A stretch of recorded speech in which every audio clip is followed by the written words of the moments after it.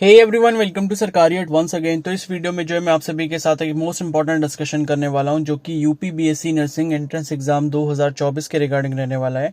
तो अगर आप भी UP BSc nursing entrance exam का फॉर्म फिल कर रहे हो एंड आप भी एग्जाम देने वाले हो, तो इसका सिलेबस जो है वो क्या रहेगा, बिकॉज सिलेबस इस बार जो है चेंज हुआ है थोड़ा सा।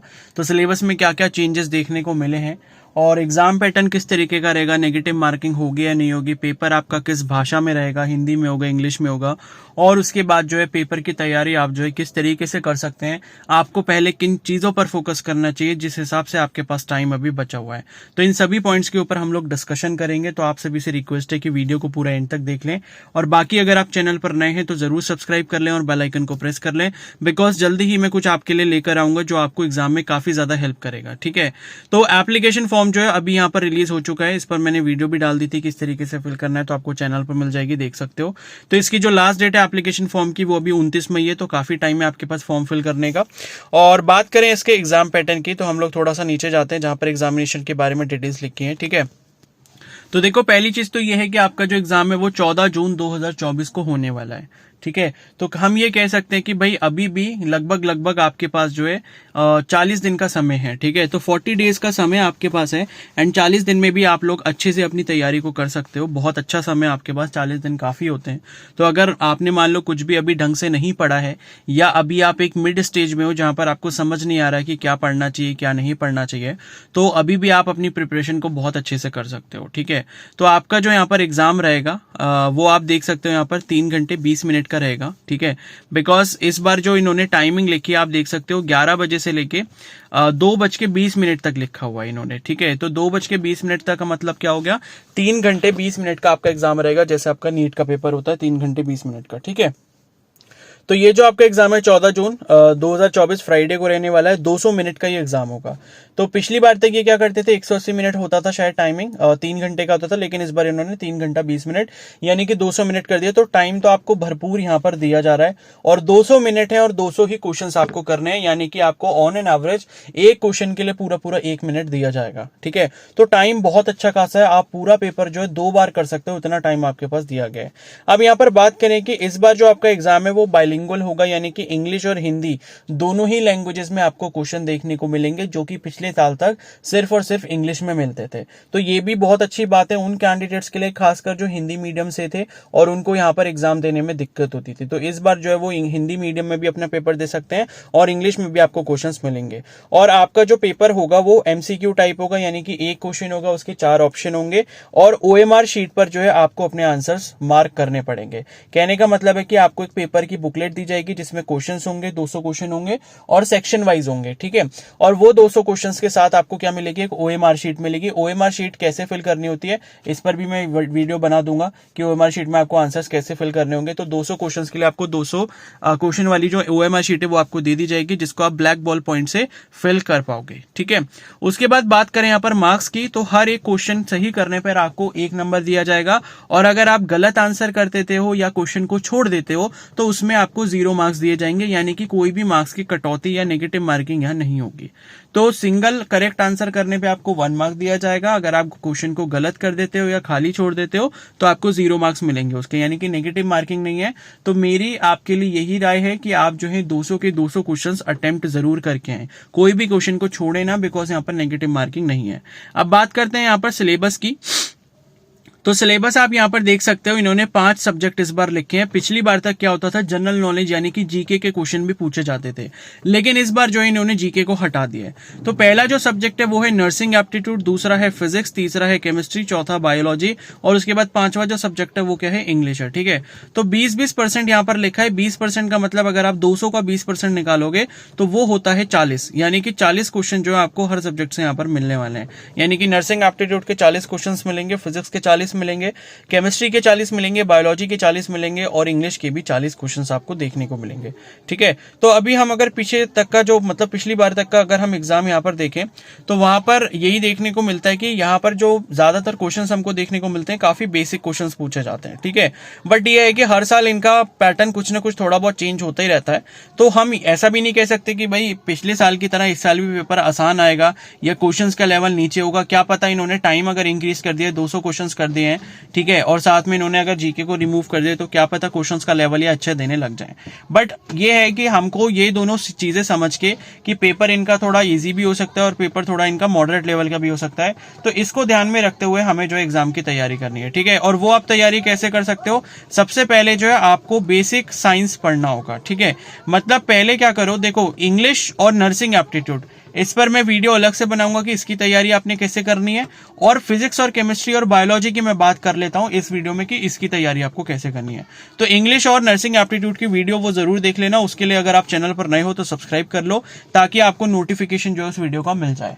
तो यहाँ पर फिजिक्स, केमिस्ट्री और बायोलॉजी की अगर हम बात करें तो इसकी तैयारी के लिए आप सबसे पहले जो है 9th और क्लास 10th की जो एनसीईआरटी है साइंस की वो पूरी पढ़ लें, ठीक है। क्लास 9th और क्लास 10th की एनसीईआरटी की रीडिंग जो है वो आप जरूर कर लें एक बार, और रीडिंग करने के बाद चैप्टर वाइज एमसीक्यू जो है जरूर अटेम्प्ट कर लें। गूगल पे आप सर्च कर सकते हैं, कोई भी चैप्टर का नाम डालोगे, जैसे मान लो कि केमिस्ट्री का पहला चैप्टर है matter in our surroundings class 9th का, तो वो चैप्टर डाल के उसके आगे लिख दो एमसीक्यू क्वेश्चंस, तो आपको कोई भी वेबसाइट पे चले जाओगे वहां पर आपको काफी सारे एमसीक्यू क्वेश्चन मिल जाएंगे, उन एमसीक्यू को आप प्रैक्टिस कर सकते हो, ठीक है। तो केमिस्ट्री हो गया या फिजिक्स हो गया, उन पर आप न्यूमेरिकल पे ज्यादा फोकस मत करना, जो अच्छे लेवल के न्यूमेरिकल होंगे, जो हल्के फुल्के न्यूमेरिकल्स हैं, जो सिंपल फॉर्मूला बेस्ड होते हैं, ठीक है, तो उन न्यूमेरिकल्स को आप देख सकते हो। और बाकी जो कॉन्सेप्चुअल क्वेश्चंस होते हैं या वन वर्ड आंसर होते हैं, मान लो केमिस्ट्री में से क्वेश्चन आ गया कि भाई पोटाश का फॉर्मूला क्या होता है, ठीक है, या जिप्सम का फॉर्मूला क्या होता है, पीओपी का केमिकल फॉर्मूला क्या होता है, तो इस टाइप के जो छोटे छोटे कॉन्सेप्चुअल क्वेश्चंस है या थ्योरेटिकल क्वेश्चंस है उन पर आप ज्यादा फोकस करें। तो फिजिक्स, केमिस्ट्री और बायो, ये जो 3 चैप्टर है, मतलब 3 सब्जेक्ट जो है, ये क्लास 9th और क्लास 10th की साइंस आप पूरी किताब पढ़ लें एनसीईआरटी की, और चैप्टर वाइज उनके जो कॉन्सेप्चुअल और थ्योरेटिकल एमसीक्यूज है उनको जरूर सॉल्व कर लें। तो सबसे पहले तो काम आपको ये वाला करना है। तो अगर आप ये चीज करते हैं तो मैं ये मानता हूं कि आप जो है 5 दिन में इसको पूरा कर सकते हैं, क्योंकि क्लास 9th और 10th की एनसीईआरटी पढ़ना कोई बहुत बड़ी बात नहीं है, ठीक है। तो बस आपको ऊपर ऊपर से पढ़नी है, बहुत ज्यादा डेप्थ में नहीं जाना, और ज्यादा से ज्यादा इसके एमसीक्यू प्रैक्टिस करने हैं।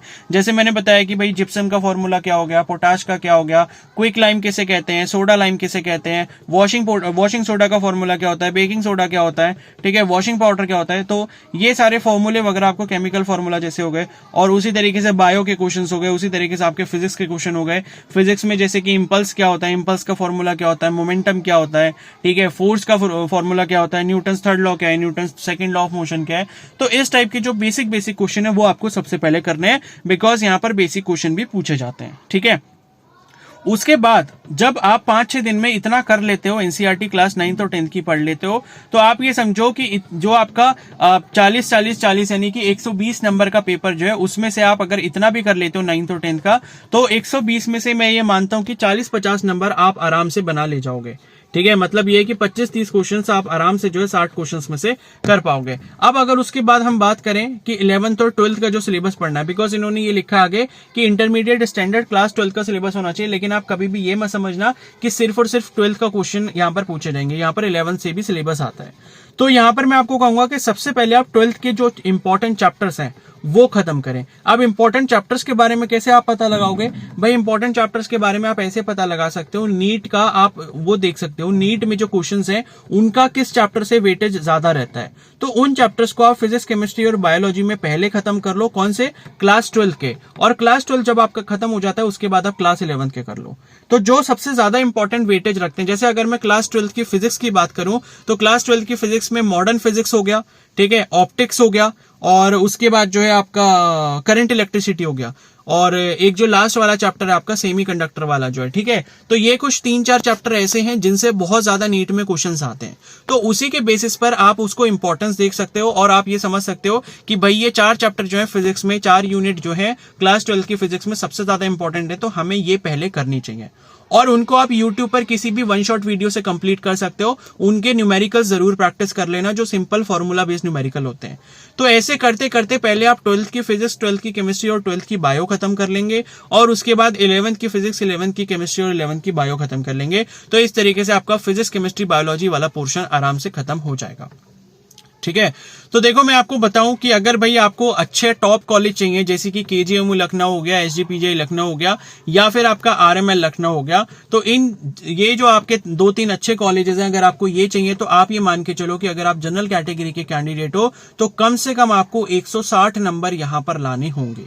अब 160 नंबर का ये मतलब होता है कि भाई फिजिक्स के अगर 40 क्वेश्चन आ रहे हैं तो 40 में से आपके कम से कम 25 क्वेश्चन जरूर हो जाने चाहिए, केमिस्ट्री में 40 में से 30 क्वेश्चन हो जाने चाहिए, बायोलॉजी में भी 30 से 35 क्वेश्चन होने चाहिए, और उसके बाद इंग्लिश और जो नर्सिंग एप्टीट्यूड है इनमें भी 40-40 में से जो है आपके 30 से 35 क्वेश्चन हो जाने चाहिए। तब जाके आपके कहीं 160 नंबर से ऊपर बनेंगे और तब जाके आपको कहीं केजीएमयू, एसजीपीजीआई लखनऊ या फिर आरएमएल लखनऊ जैसे अच्छे कॉलेज में एडमिशन मिल पाएगा। ठीक है, तो ऐसी कुछ स्ट्रैटेजी होनी चाहिए। सबसे पहले 9th और 10th की एनसीईआरटी पढ़ो साइंस की, उसके बाद 12th का सिलेबस करो, वो भी कौन सा, जो आपके मोस्ट इंपॉर्टेंट चैप्टर है पहले उन्हें करो, और उसके बाद 11th के जो मोस्ट इंपॉर्टेंट चैप्टर है उन्हें करो, और उसके बाद जो है इंग्लिश और नर्सिंग एप्टीट्यूड कैसे पढ़ना होगा उस पर मैं वीडियो अपलोड कर दूंगा, तो वो देखने के बाद उसकी तैयारी भी आपकी अच्छे से हो जाएगी। ठीक है, तो बाकी मैं इसके रिगार्डिंग आपको टिप्स देता रहूंगा, बाकी क्वेश्चंस प्रैक्टिस में मैं आपको करवाता रहूंगा जैसे मुझे टाइम मिलेगा। तो तब तक के लिए चैनल को सब्सक्राइब करके रख लो और बेल आइकन को प्रेस कर लो, और बाकी अगर आपका कोई भी डाउट हो तो आप मुझे कमेंट सेक्शन में जरूर बता सकते हैं। Okay, so thank you and have a nice day.